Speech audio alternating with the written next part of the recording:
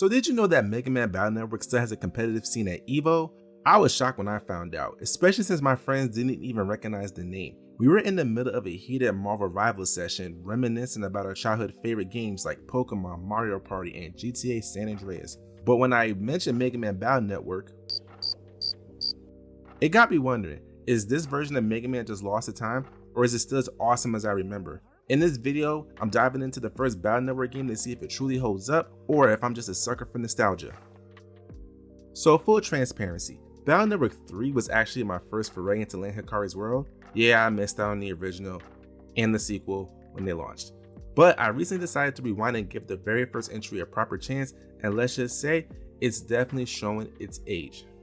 And yet, there's something so magnetic about Battle Network's real-time, tactical RPG-style combat. Fights take place on a 3x6 grid, with Mega Man moving freely on one side, while enemies move on the other. You collect battle chips, which are like digital attack cards that you can play whenever your custom gauge refills, combining them for some devastating combos. All the while you're dodging, aiming, and timing your strikes in real time. It's half deck building strategy, half reflex based action. Coming off a serious Pokemon burnout, that chip mechanic felt like a cool breeze of innovation. It's addictive, strategic, and when you know that perfect combo, it feels just right. Before I jump into the nitty-gritty details, spoiler warning, I will be walking through the entire story of Mega Man Battle Network, so if you want to keep things mysterious, skip ahead. Otherwise, buckle up, net battlers.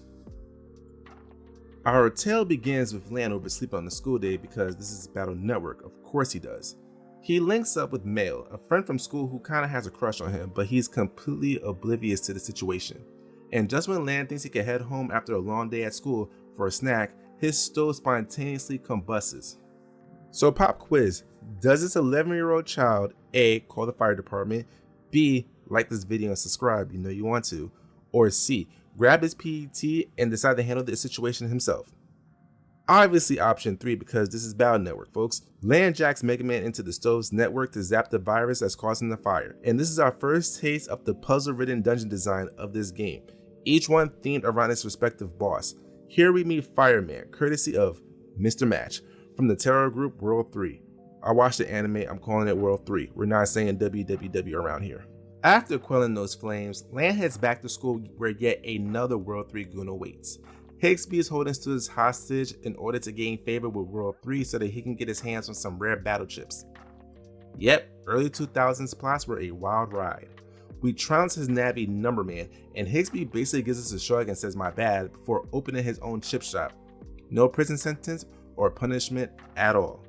Next up, Lan finally earns access to the Metro line, until World 3 sabotages it. We track down Stoneman and Navi responsible, handle the mess, and then an even bigger fiasco rears its ugly head. The entire town's water supply has apparently been contaminated. World 3 kidnaps the chief engineer's son, and Lan races to rescue him. But the engineer's Navi, Iceman, is stubborn and wants to throw down before hearing reason. Once we beat Iceman and reunite the engineer with his son, we meet Chard and Proto Man, our rivals for the rest of this goddamn franchise. Just when it seems we could finally catch our breath, Lan and Mail attempt a shopping trip. Enter Maddie and her Navi Colorman, who wreak havoc on the city by jamming up all the traffic lights, and then turn around and asking for 1,000,000 zenny for them to fix it. Because you know, capitalism is the real villain here. And because Mega Man is a socialist, we jack into the traffic lights, defeat Color Man, and we save the day. Just another day in the life of Lan Hikari. Lan's mostly absent father decides to invite him to a fancy dinner at work, presumably to make up for all the missed father-son opportunities. Predictably, World 3 shows up yet again, this time led by Count Zap and Electman. This puzzle leading up to the boss fight is so maddening, I guess you can say it made my brain short circuit. Your booze mean nothing, I've seen what makes you cheer. The good news, we defeat Electman, fight Proto Man, and then Lan eventually gets to enjoy that sweet buffet. So let's talk about World 3 for a moment. Throughout the game, they've been collecting these special programs that were designed by Lan's dad to create what's known as the Life Virus, a digital monstrosity that could wipe out all life on the internet. So basically TikTok. Higsby, a former World 3 member, hands us the access code to infiltrate World 3. But their Navi Blaster Man goes full Chaozu with a self-destruct attack, sabotaging our path. While trying to find another way to reach World 3, we receive a massive lore drop. Mega Man is actually the reincarnation of Lan's twin brother Hub, who passed away when he was young. Land's dad just casually drops his bombshell on us, for fear that if Mega Man goes up against the life virus, he might get deleted, therefore losing his son a second time. He was afraid to tell Land because he think that Land would operate Mega Man differently, knowing that that was his younger brother. Land and Mega Man come to terms with this. They reassure their dad that, listen, we've been carrying this whole game. We got this. And with our dad's blessing, we're off to fight the final boss. Or I would say, but in order to reach the life virus, we have to do a version of each puzzle we did in the game thus far. Then we fight Magic Man, who was pretty much a pushover. Then we battle the life virus, we win, duh. And then the credits roll. On to Battle Network 2. Now here's where my opinion starts cooking. This was my first real run at the original Battle Network, so I kept my expectations in check. And sure enough, some things were interesting. Like, you cannot run from battles unless you have a specific chip for it, which is a real punch to the face when random encounters pop up every 10 seconds. I'll be honest, I turned on Max Buster. No shame in my game. It speeds up fights so I could focus on the puzzling through each area without losing my mind. With 0 destination marks and ADHD, I was running in circles a lot, so the Fast Buster was my saving grace. So the boss fights in this game were easy to highlight, especially since I felt like I was fighting one every 30 to 45 minutes, which kept me engaged throughout the run. There's also side bosses like Sharkman, Woodman, and our boy Proto Man that you could fight. And after the credits roll, you can even challenge Shadow Man and Pharaoh Man, or even Base if you want to. If that's not enough for you, you can even fight tougher versions of the story bosses. This boss gauntlet formula is a staple in Battle Network games, and is easily my favorite aspect of them.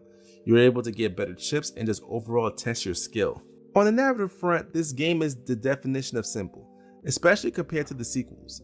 The land of Hood, while super intriguing, does come out of left field. Meanwhile, the adults in this world, borderline incompetent. Higsby tried to brainwash an entire school and basically saw no jail time. And spoiler alert, this lack of consequence vibe continues throughout the rest of the franchise. So, is the original Mega Man Battle Network worth playing today? Honestly, it's decent, but there's some room for improvement, especially knowing how the sequels refine and evolve this formula. Still, if you're curious about the series, I say give the first game a shot, warts and all, just to see how it all began. Each sequel cranks up the fun, polish, and depth. Now it's your turn. Have you played Mega Man Battle Network before? Are you thinking of diving in now? Drop a comment and let me know. And hey, if you enjoyed this trip down memory lane, throw the video a like and consider subscribing. I'm aiming for 100 subs, so any support is hugely appreciated. That's all for today, and until the next video, you guys stay safe.